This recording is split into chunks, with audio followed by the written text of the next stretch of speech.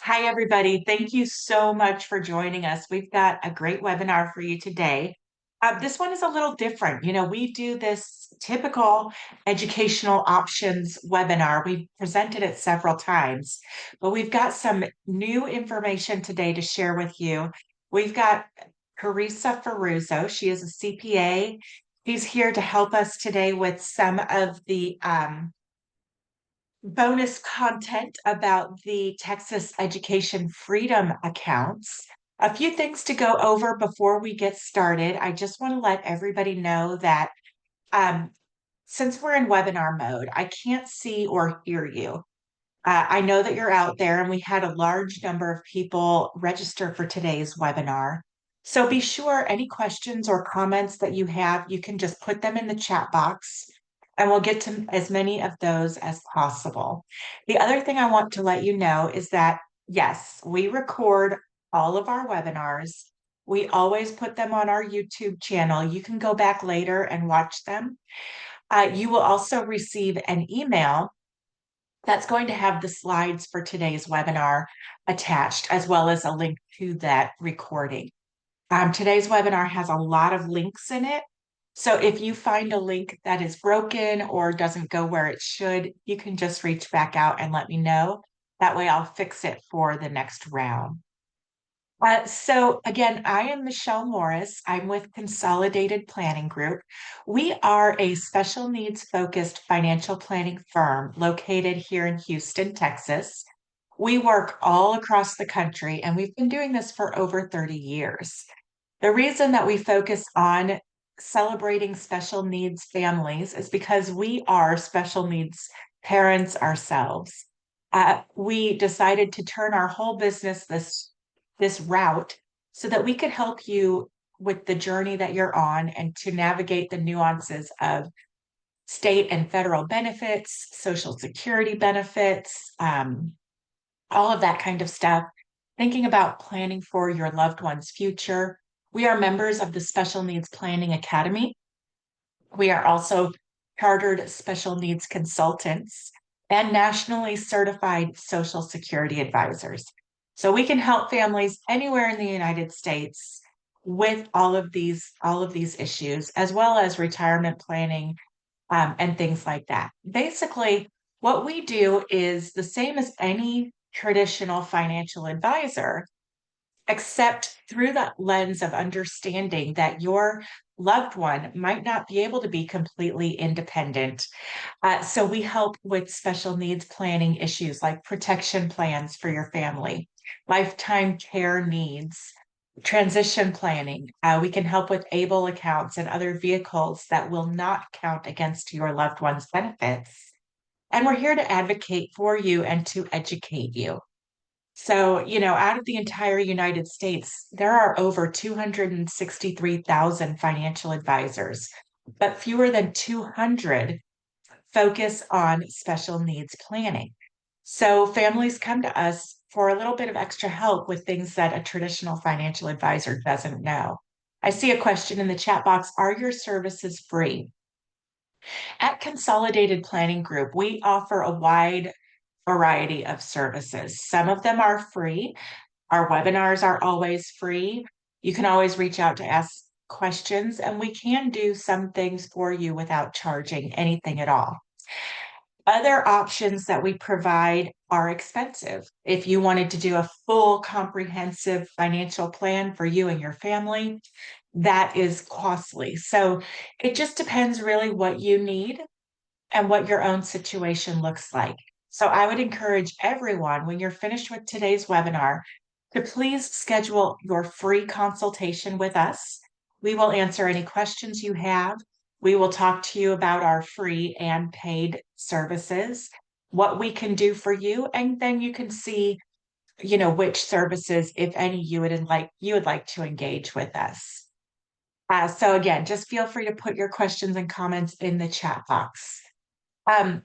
When it comes to financial special needs planning, what we want you to do is start as early as possible. Developing a future care plan now gives you a longer runway to be able to make small incremental changes and fix things as you go. Whereas if you have a shorter runway, you don't have that much time and things are more stressful and panicked. Think about what's going to happen after high school. That's what we're really focusing on today is educational options beyond high school. But if a residential community is in your future or transition programming or day hab, all of that stuff, tour those early. Make sure you get on the waiting lists and make sure you're introducing your loved one to these programs so that they're comfortable with them. Also, we always caution to be very careful about just saying a sibling is going to step into that role of caregiver. So I want to get into this new topic, the Texas Education Freedom Account, which Teresa is going to be telling us about. So, Teresa, if you would like to tell us a little bit about yourself and then jump right in, I would love to hear about this new option for our families. Okay. Good afternoon, everyone. Teresa Ferruzzo. Very nice to be here today. And I have been researching, and it is fairly new. So I'm hoping that I can provide some information on this topic, which is the Texas Education Freedom Account. I'm just going to call it TEFA for short as we're working and navigating through it today. If there are any questions that I do not have an answer to, what I will do is get the list of questions at the end of the seminar, and then I can follow up with you individually with an answer. I am a Um, CPA. I've been in practice for over 30 years. I have a special needs daughter. Her name is Elena.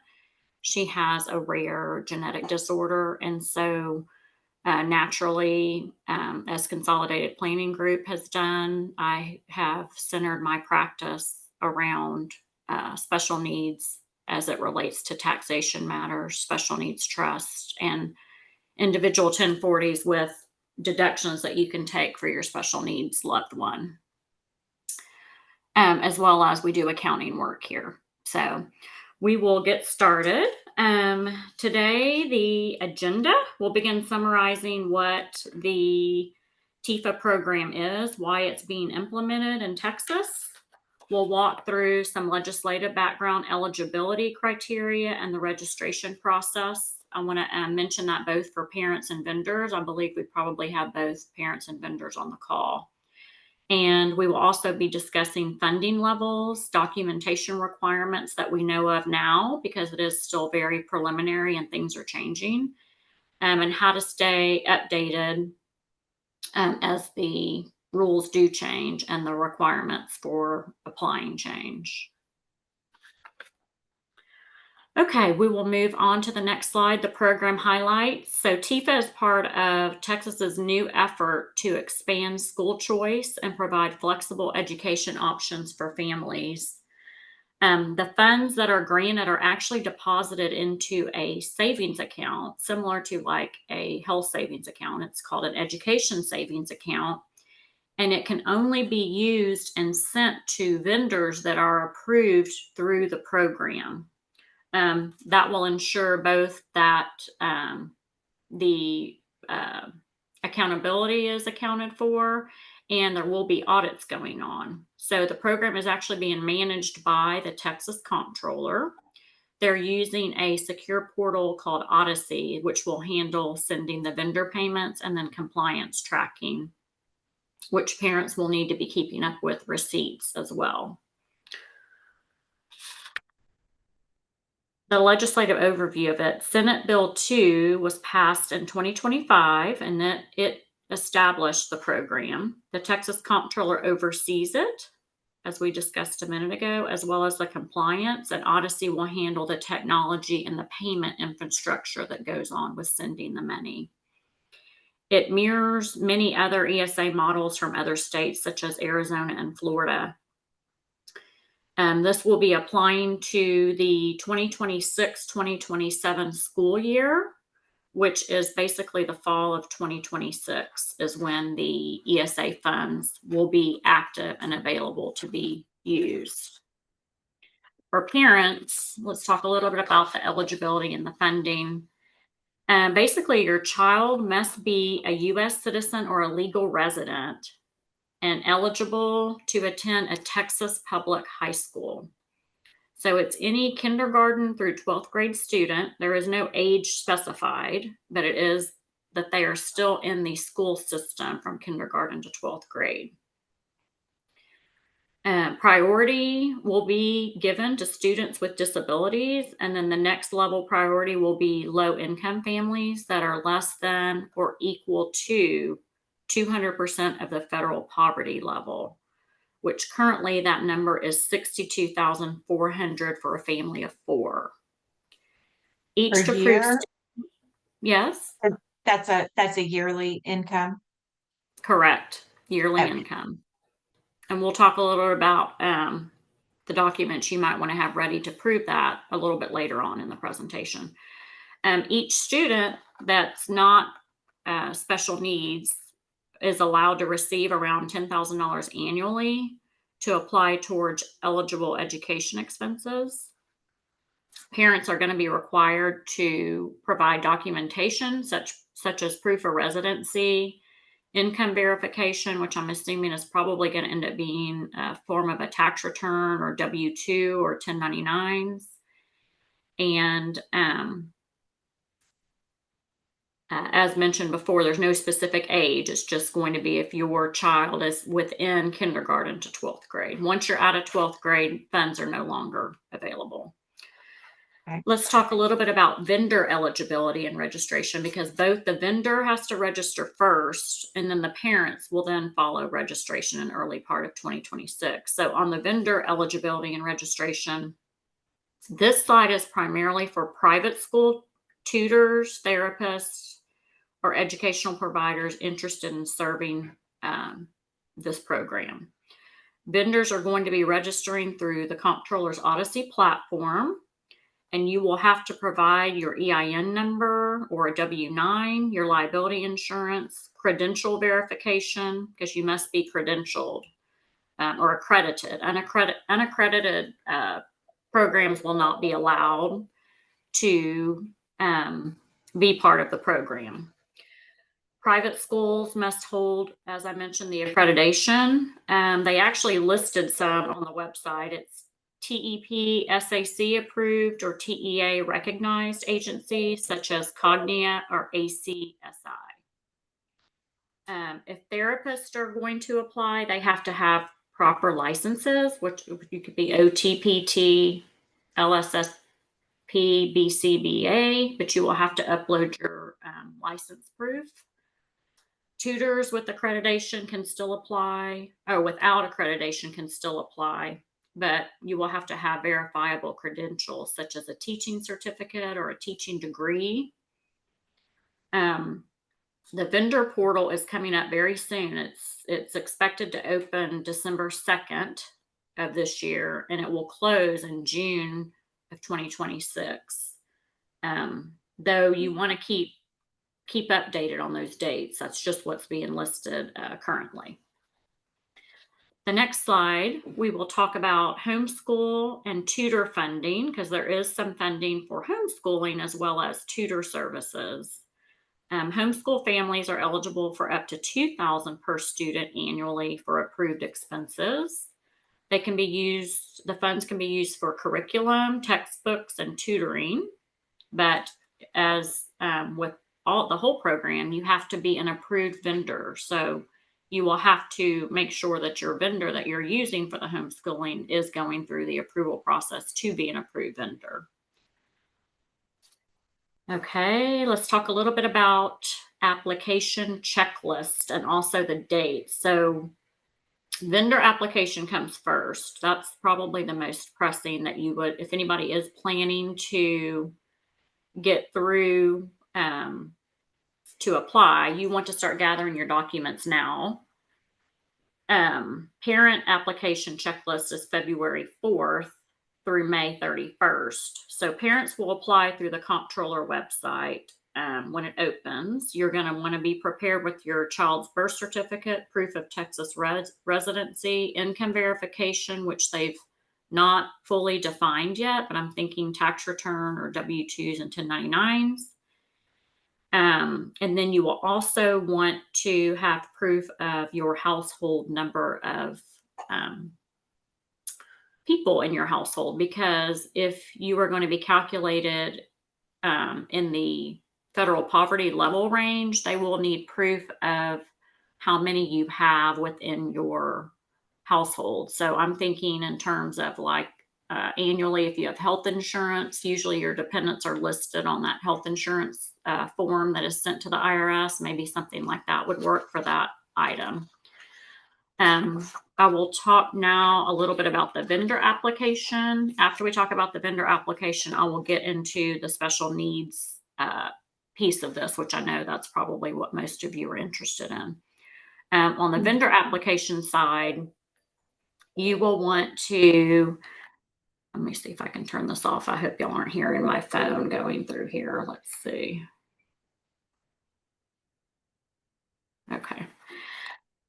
Vendors, you will need your EIN or your W-9. You'll have to have proof of your accreditation, liability insurance, background checks for all personnel. As listed, the application will be coming up soon for December 2nd. You will also want proof of your institution providing special needs services, like any state licensure or certifications to expedite the review that you're actually a special needs vendor provider. Okay, next slide. Let's talk a little bit about special needs documentation and funding now. So students with disabilities, this is a big deal, in the range of kindergarten through 12th grade can actually receive up to $30,000 annually. And that can be used for speech therapy, occupational therapy, physical therapy, behavioral, any assistance technology, and then the specialized private programs that they are in, like a private school or a day program where it is specialized in special needs. You will need to have proof when you're uploading with the parent. The parent will have to have proof of the diagnosis from a licensed professional and also submit any current education plans or teacher. Perhaps you have a teacher evaluation that you could submit that shows that they're currently in a program and the things that you're working towards achieving. That will help with the review once you send the application through.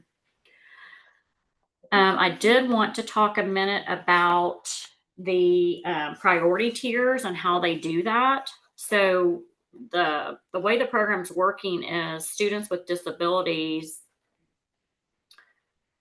will be placed in the highest priority group, meaning you all want to try to apply right when the applications open. You don't want to wait to do that. However, the highest priority group is going to be the special needs group, which is great.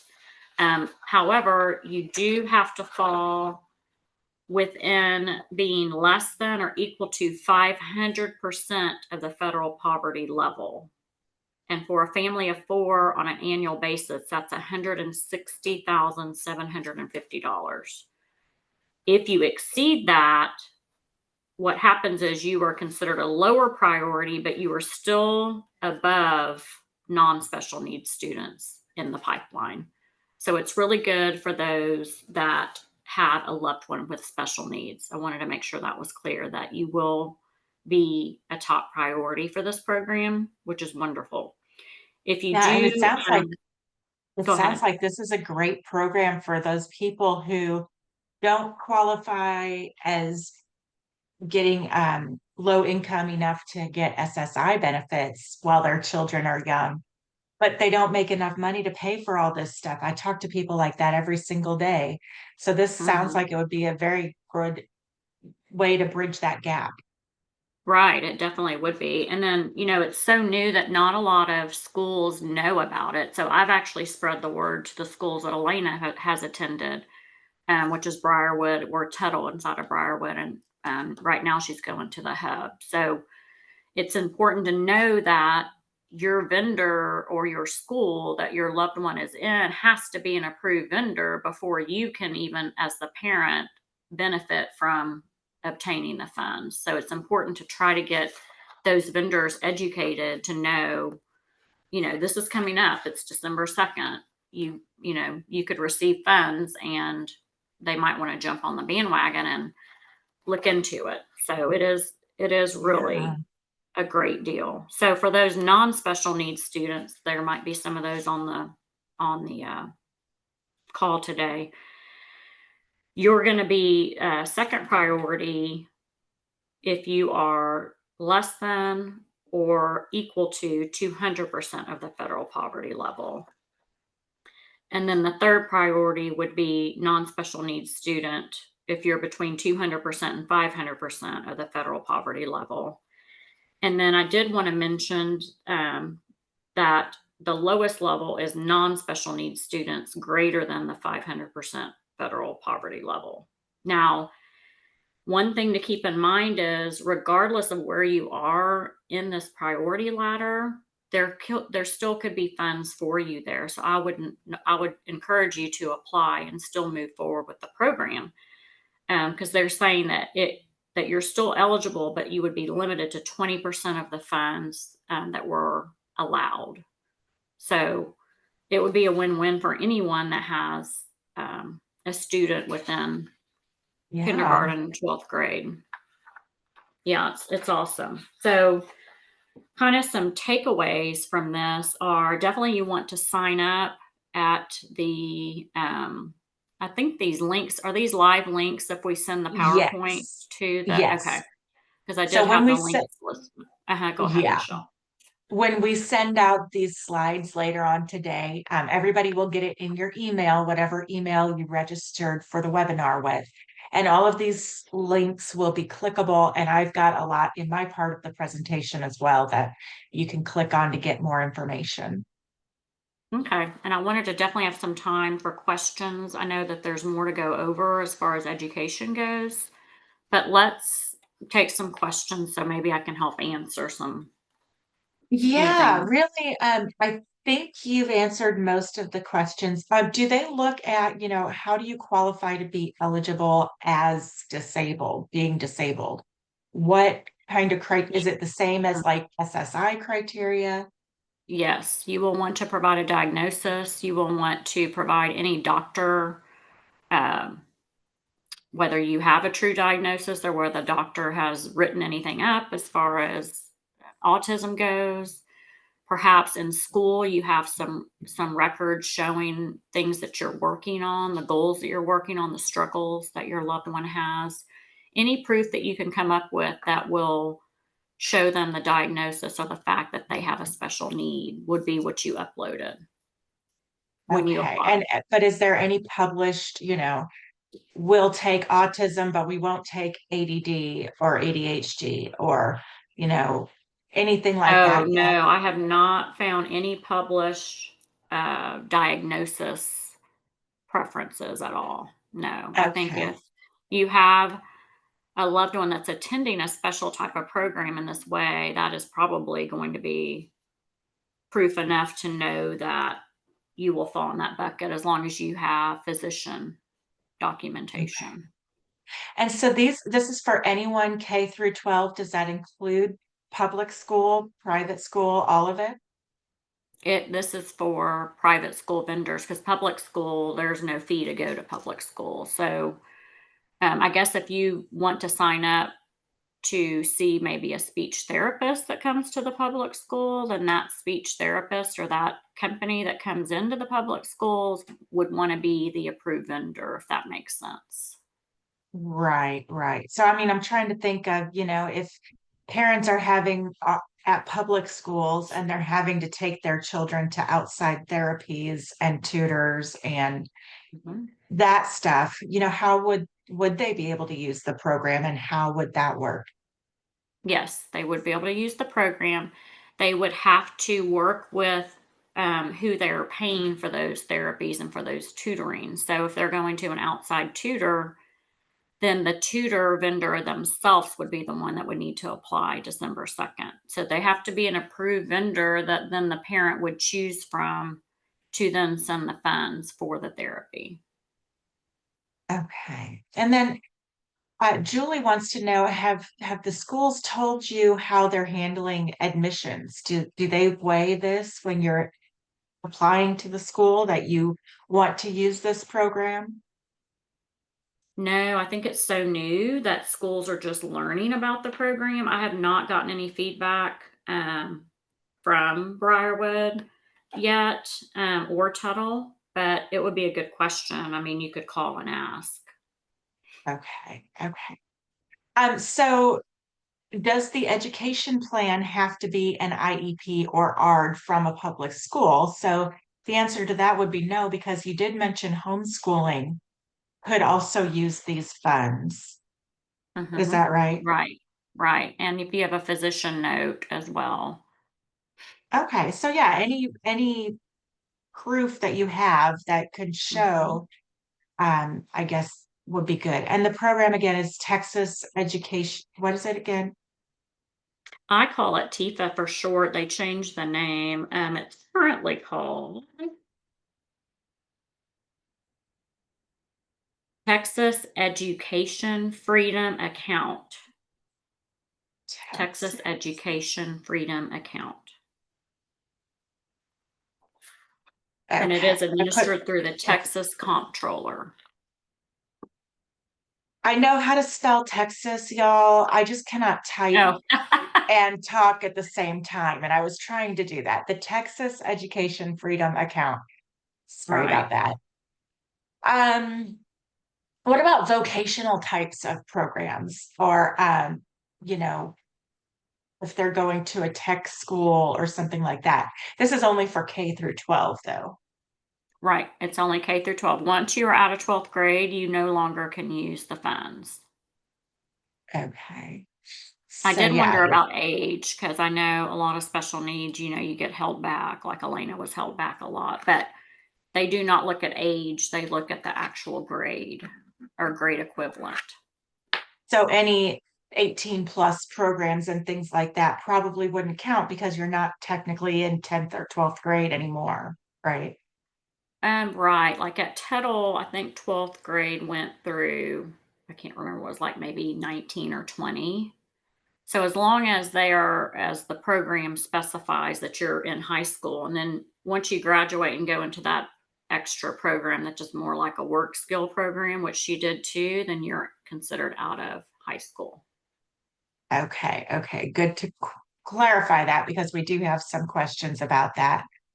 Um, yeah, so the next question is getting more into stuff that I'm going to be talking about. So feel free to continue putting questions in the chat box for Teresa, and I'm going to start on my part of the presentation, and then we'll wrap up all the rest of the questions, as they come in or at the end. So thank you, Teresa, for your part. What we want to talk about, you know, our tr- we do this webinar all the time, and what we really want to focus on is, making sure that you don't compare your child to everyone else. It's easy to compare what the neighbors' kids are doing, what Facebook is showing you, but have realistic expectations for your loved ones. There's traditional paths which are becoming less and less traditional by the day, and all kinds of different options. And what one child does is not going to be what your own child is going to do. So think about transition programming, day programs, trade schools, and community college. Maybe they will want to go to a full university degree program. Maybe a certificate program would be better, or some kind of a job that you can do by getting a license instead of going to a 4-year college. Think about maybe taking a reduced course load, the difference between living on campus versus living at home with supports. There are organizations that can help your child on campus through virtual or in-person supports. Of course, the Texas Workforce Commission has a lot of opportunity. We're going to talk about them in a little bit. I do see the question in the chat about that. Think about a good career path for your loved one, what their ideal work settings might look like. Think about a registered apprenticeship through the Department of Labor. And there's even a program called Project Search that will help your loved ones be able to find jobs with more supports. So just keep an open mind. Don't compare your child. They're not behind, they just are where they are. I'm not going to go into my popcorn story today, but everybody knows that I talk about that all the time. If you want to hear the popcorn story, I'll share it. But generally, don't blame your kids for where they are. It is what it is. There are some traits that you can work on with your child before they graduate from high school or before they finish with their high school career that can help them succeed in the future. And you need to focus on these things because it's not necessarily stuff that they teach in math or history or science classes in high school. Think about their self-awareness. Do your loved ones have, knowledge about their diagnoses and what strengths and weaknesses come along with that diagnosis? And that can be in both academic and non-academic areas. Maybe this looks like practicing what your loved one would tell their doctor about their diagnosis or their symptoms. Being proactive, teaching them to look for resources and look for help and make sure they know how to reach out to those things before they need it is hugely beneficial for them, for any student to succeed. Perseverance, keeping up, trying again, making sure that they're thinking in advance even about their strengths and weaknesses and how that affects what situation they're going into. For example, if I'm about to go into a high level math class, I know I'm going to struggle. So I'm going to focus more, take more notes, maybe remember to bring along a recorder or my laptop or something that's going to help me with that because I know it's going to be hard.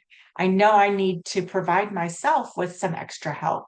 Maybe I'm going to set up time with a tutor ahead of time because I know that I'm going to need more than one try at this. And persevering, studying, going through these things again, working a problem several times to get that knowledge base set in there. Goal setting, thinking about calendars and assignments and making it to class. What are your students' goals and how can you help them set goals and stick to them? You want your student to be aware of and use effective social support systems. There are a lot of social support systems out there when they're in the college age. Not all of them are effective, though, right? So, not only do they know where to get help and where these social support systems and clubs and groups can be found, but are they going to be helpful and beneficial? And is your student going to actually use them? And then finally, the sixth trait that a student needs to succeed is the emotional coping strategies. So, think about when your student is having a rough day or if something is just overwhelming, what should they do? And help them understand that before they go off to this next phase in life. Does it look like exercise or taking a long walk? Maybe punching a pillow or playing music or playing a game. For me, I'll admit it, I have right here on my desk all of these colored pens, and I have my little coloring book with very intricate, detailed drawings that I can just, when things get too stressful, I can color away my stress. So having something like that for your loved one is going to be very beneficial to them. So when you're looking at different colleges and you're trying to find a good spot for your student, contact the Office of Disability. They are not all created equal. Some offices of disability at some colleges are robust. They have a big staff. They've got a lot of great programs, and some of them not so much. They're not well staffed or they don't have a great assortment of many classes. Um, but you can still get accommodations in college and in course exams and all of that stuff, even on the ACT and SAT. They're not going to automatically transfer over to college. You have to let the school know what accommodations you need and why. And if you want accommodations for things like the SAT or AP exams, just let those exam companies know, like Praxis or College Bound or whoever is hosting the test. Let them know what accommodations you need and why. They might ask for some updated testing if it's been more than like 3 to 5 years, but they will give you some accommodations. Now, when your child goes away to college, um, you're going to want to have a power of attorney on file at least, and probably fill out the FERPA form for the college. Many schools will not allow a student to live on campus if they're under full guardianship, but power of attorney will cover you in case of an accident or if your child becomes incapacitated and cannot speak for themselves. And then the FERPA is the form that the college needs to be able to speak with you as a parent about your students' attendance or grades or financial aid or admissions, things like that. Now, when it comes to the workplace, again, accommodations are required to be provided in the workplace as long as it doesn't pose an undue hardship to the employer. So what does that mean? Well, you might be able to ask the employer to install a ramp or curb ramps or handrails, things like that. Can you make an employer move their entire business to a different building where they're not on the third floor? Probably not, but you can check the Department of Labor and the Job Accommodation Network websites down here, and they will help you understand what things would be considered an undue hardship. Um, I have a question here in the chat box. Please correct me if I'm wrong. If a student is enrolled full-time in a public school, they are not eligible for TEFA funds. It's meant to be an alternative to public school enrollment. So Teresa, that's kind of what we were talking about a little bit earlier, but you said that even if they're enrolled in a public school, they might be able to use some of those funds for outside tutoring and therapies. Correct. Or even homeschooling. So it just depends on what, um, yeah, that's right. The public school will not get it because public schools already get funds. So this is meant for a private type of environment, whether it be homeschooling, private homeschooling or a private tutor or outside occupational or types of therapies such as that, or maybe a hybrid where they're doing 2 days at the public school and 2 days at a private program. They could get, the vendor could be qualified for the 2 day at the private program, is the way I'm Okay, understanding. perfect. Thank you. So there are all of these great educational programs, and these, like I said, they should be links. If they don't work, let me know. These are all over the country, and just a listing of some of them that we know about. We don't work for them, they don't work for us. But there's several programs through A&M, Lone Star College, HCC, all across the country. These are the kinds of programs we're talking about where they might be able to have more supports for your loved one, or maybe more classes that are like how to be in college, how to survive as University of Oklahoma student, or how to go to UT Austin um, with these supportive programming programs backing you. There is a directory that you can look up any college programs that are designed for students with intellectual disabilities. You can look at thinkcollege.net. They have an online database where you can search the length of the program, the areas of study, the type of school, options for living on campus, all of that kind of stuff, and help you find a good setting for your loved one through thinkcollege.net. Now, if you want someone to really hold your hand and help you find a great college fit for your loved one, Jody Glau might be the person for you. She is an independent educational consultant. Again, she doesn't work for us. We don't work for her. She's one that we know of. who helps students find post-secondary education programs. So you can contact her here. There's something called the College Living Experience. This is offered at many schools. This is a program that offers individual guidance and instruction when it comes to things like academics and career development, those independent living skills and social development skills that your kids need while they're going to college. This one, I believe, is more of a virtual program, but they might also have some in-person services as well. Now, Mansfield Hall is a pretty neat program that we heard of. You can check it out at mansfieldhall.org. This is offered in schools in Burlington, Vermont, Madison, Wisconsin, and Eugene, Oregon. So if you're considering your child going to school in any one of those areas, Mansfield Hall is a residential hall situation that helps the students who are, they like to say that these are students who are quirky. They help their quirky students with executive functioning, independent living skills, social communication, building those skills while they're on a campus in one of these three areas. Now, if they are not in these three areas and going to one of the schools that is supported by Mansfield Hall, their sister program is called Canopy College Coaching.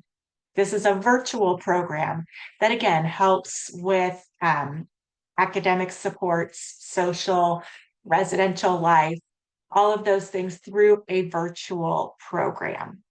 So they can even help with writing skills, college life supports, all of that kind of stuff, and helping remove barriers for your students.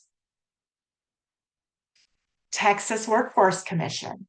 So through their VR program and other training services, they provide a lot of testing for your student to see what barriers they have to being able to get a job. And if those barriers are, hey, your child just needs some more training on this topic, or they need a class for this, or even if they just need some help in learning about how to be a good employee and speak up for yourself and understand your rights, they can help with that training. They can help you pay for things like classes sometimes, or some of these programs like the Canopy program or Mansfield Hall, any of these college living experience programs. They might be able to help pay for some of that if it's in the education plan that the Texas Workforce Commission gives you. So just be careful and wear your patient's pants when you're working with them, because it is a statewide kind of government supplemented service. And therefore, they can get a little bit behind and be waiting for funding and for people, employees to work there. So just give them some patience, but it is a great program if you can get in with the Texas Workforce Commission. All right, so how do we pay for all this? How on earth are we going to pay for college? There's many options and many things that you need to consider. So obviously, this TEFA program is fantastic for K through 12. But funding for school after that, you definitely want to turn in your FAFSA. That's the free application for federal student aid. You fill that out every single year, even if you think you're not going to qualify for benefits. You still might be able to qualify. And having the FAFSA is how the schools look at who gets scholarships. And the school scholarships, it could be a scholarship, it could be a grant, it could be a loan. Whatever student aid they come back with is basically looked at because of your FAFSA. So you need to fill that out. Of course, there are tons of scholarships. I've got 5 pages of scholarships in this presentation for you. They can be community-based, they can be hobby-based, church, if your kid is in band, or if your child, really loves this sport or whatever. There are scholarships for almost anything. So research early and know your deadlines for these scholarships. Maybe make a spreadsheet. What's the deadline? Did we apply? Did we get this scholarship? Think about the 529 college savings plan. There's also the 529A ABLE account. Your student can have money in those places, and any money that's in the 529 plans would not count against them for Medicaid or SSI benefits. And again, vocational rehab can help pay for some of these things. So Dora wants to know if a student under complete or partial guardianship can attend these programs.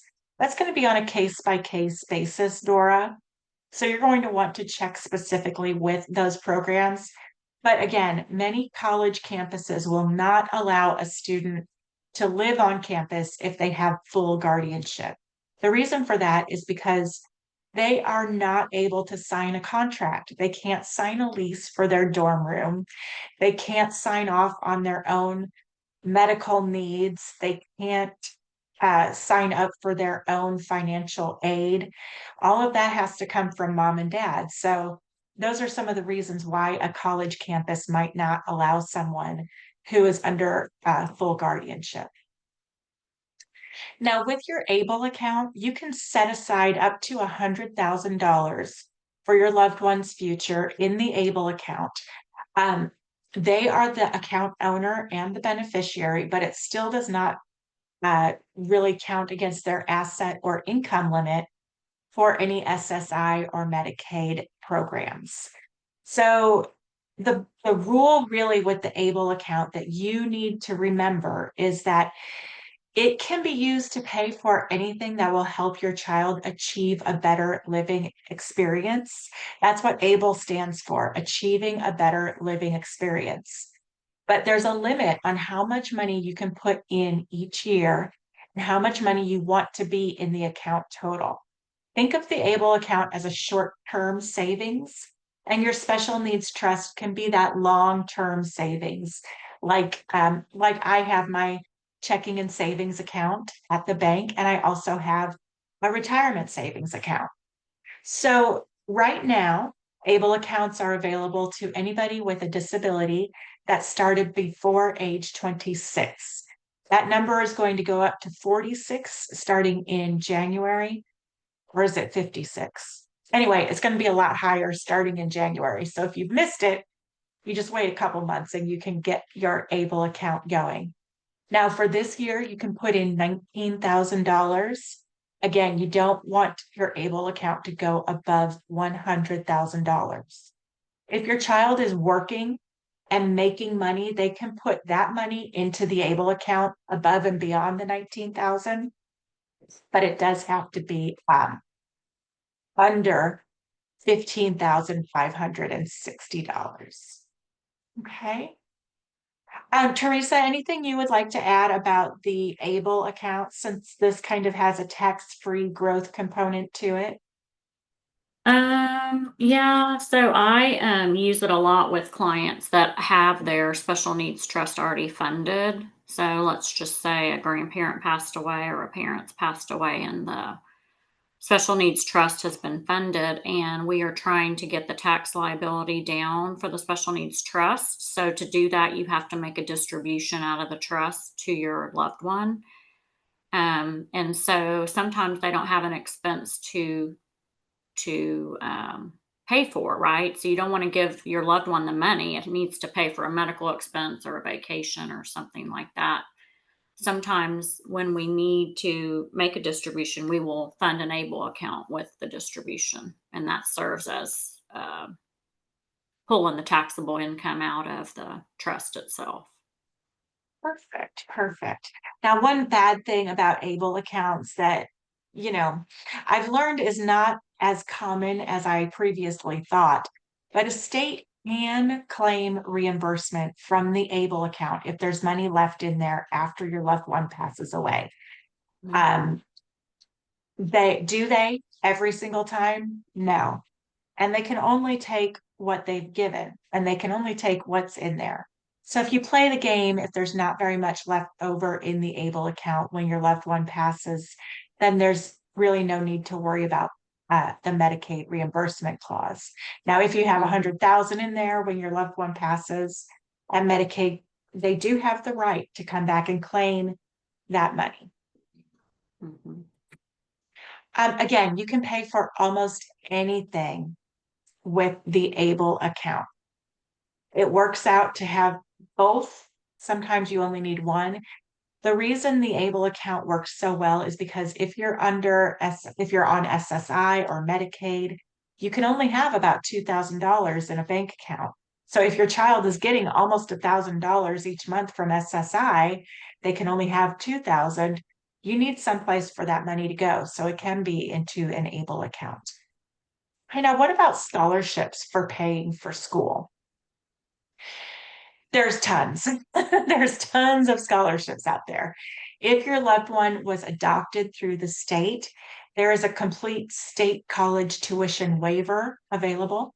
You might want to ask for a list of scholarships through their child life specialist, like if you're at Baylor or Texas Children's or whatever hospital group you go to, they might have some scholarships available. There are big search engines for scholarships. There are also cool things like the Terry Scholarship here in Texas.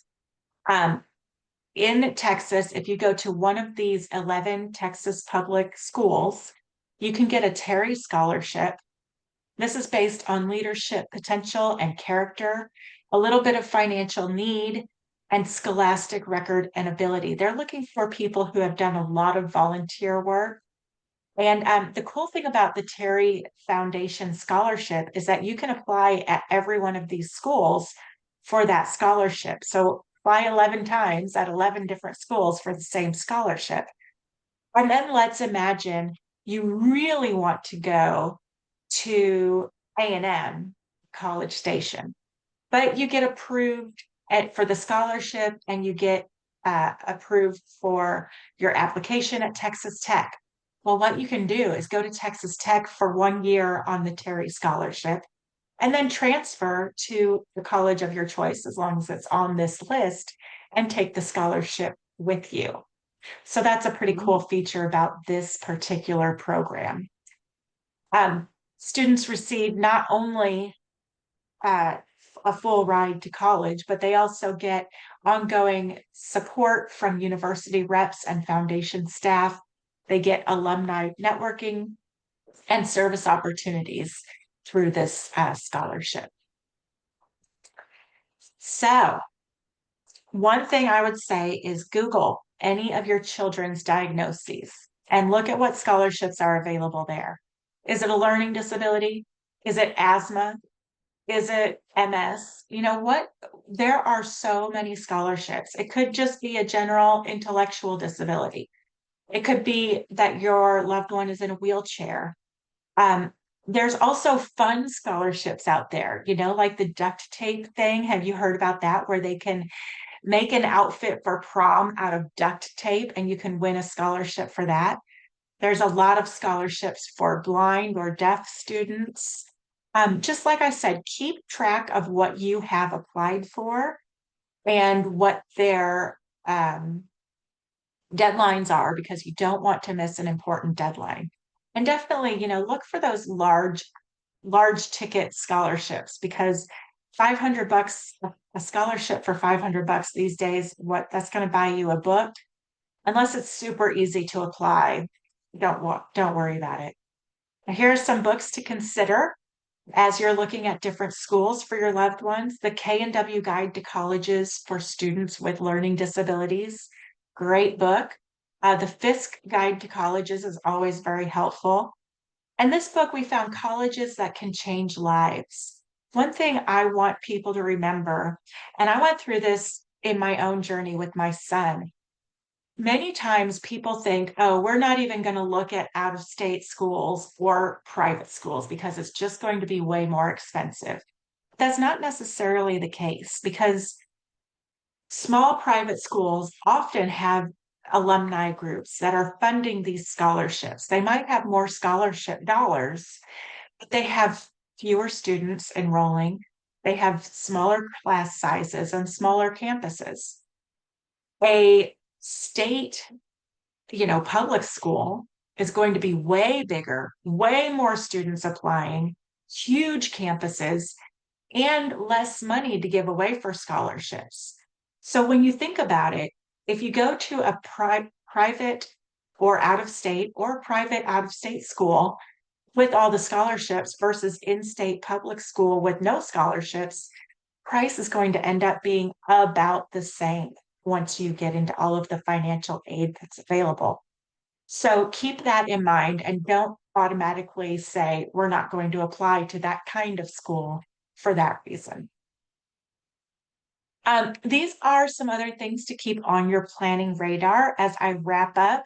If there are any further questions, please get them into the chat. We've only got about 5 minutes left. So keep these things on your radar as you're thinking about the future for your loved one. How much is their care really going to cost once you're gone? Who will be taking care of them? SSI and SSDI, Medicaid, Medicare, all of these benefits, you want to know the rules so that you don't lose out. Beneficiary designations and special needs trusts, doing the legal homework to make sure that you're setting your child up correctly. Teresa can help you with any of the tax issues, any of that stuff.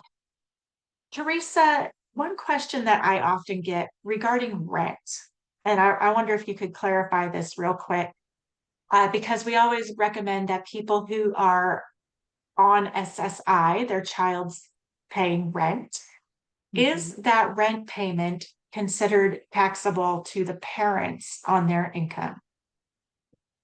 Yeah, it's a very good question, and I get it quite often. I've done research on it, and the stance that we've taken with the clients that we serve is that the rent is not considered fair market value rent. So we are not in renting our space for our loved one as a business. So we do not put it on Schedule E, which is the rental schedule, because the expenses will probably outweigh the rental income.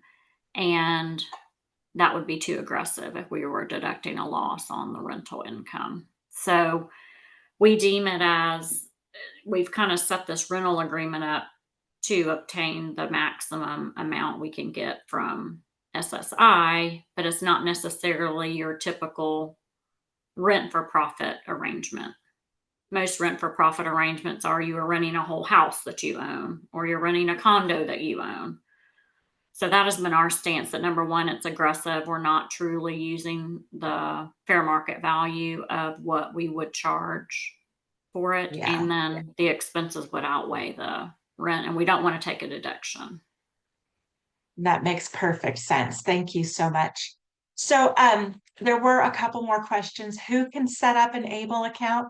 We can at Consolidated Planning Group, or you can do it yourself, but we don't charge anything to set up ABLE accounts for families that we work with. We also offer a completely free initial consultation for everyone. If you have questions beyond today's webinar, you can meet with one of the advisors on my team. It could be me or my husband, Andy, or the company owner, Allison. We will answer the questions that you have, learn a little bit about your family, give you some helpful advice, and tell you about how we can help you. And then I see one last question. Where can I find a free medical or financial power of attorney form? Teresa, those are pretty much just online, right? You need to get those notarized. But they Yeah, do you can not. find them. Pardon? You can find a lot of templates online if they don't have an attorney that can help them with that. Perfect. Perfect. All right. Well, thank you everybody so much for joining us today. I hope that you found something useful in all of this information. Like I said, you'll get those slides later on today. And if you have any further questions or concerns, please reach out to Consolidated Planning Group or reach out to Teresa. If you do work with Consolidated Planning Group, you're going to get Teresa's information anyway, because we recommend her all the time. You do such a fantastic job with our clients, and we truly appreciate the working relationship that we've built, Teresa. So thank you for being here. And Thank you. everybody, thank you for joining in on today's webinar. Have a great week. Have Bye-bye. a good one. Bye bye.